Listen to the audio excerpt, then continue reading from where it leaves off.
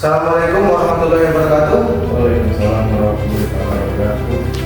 Perkenalkan, nama saya Dilarva dengan NIM 305 1080 289. Baiklah, saya akan sedikit membahas tentang neraca saldo, yang mana neraca saldo itu hasil dari sebelumnya itu buku besar.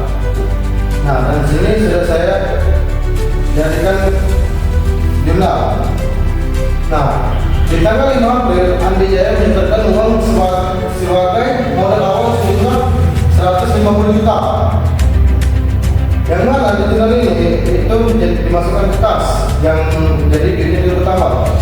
Nah, hasil dari kas tersebut 103 juta 500. Karena dalam buku besar kas ada yang bertambah dan ada yang berkurang. Dan hasilnya dikurang, dan hasilnya menjadi 103 juta 500. Nah, tanggal 5 April lagi diberi perawatan 3 buah Infocus sejumlah 15 juta, dibayar kredit 10 juta dan sisanya secara tunai. Nah, dibayar perawatan ini jadi masuknya ke debit sebesar 15 juta. Di tanggal 5 April lagi dibayar biaya iklan di TV One sebesar 5 juta. Masuknya di beban iklan atau biaya iklan. Itu berarti masuk ke debit sebesar 5 juta. Nah, di tanggal 5 April lagi dibeli perlengkapan sekolah berupa buku cerita dongeng. Itu sebesar 3 juta.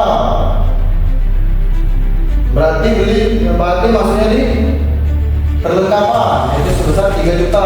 Masuknya itu ke debit. Nah, di tanggal 15 April dibayar gaji satpam. Itu berarti masuk di beban gaji sebesar 1 juta. Di tanggal 16 sama dibayar juga gaji guru. Masuknya di debit. Berapa juga gaji guru? 5 juta. Nah, di tanggal 20 April dibayar biaya listrik sebesar 1 juta. Nah, biaya listrik ini dia itu masuk di debit sebesar 1 juta. Di tanggal 20 April lagi dibayar biaya internet sebesar 1.500.000. Nah, biaya internet itu sama kayak biaya listrik, masuknya ke debit sebesar 1.500.000.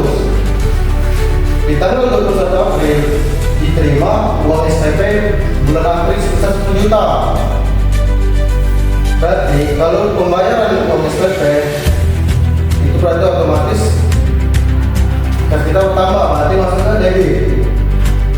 Di tanggal 22 April dibeli peralatan 3 buah AC sebesar 15 juta. Jadi masuknya di perlengkapan.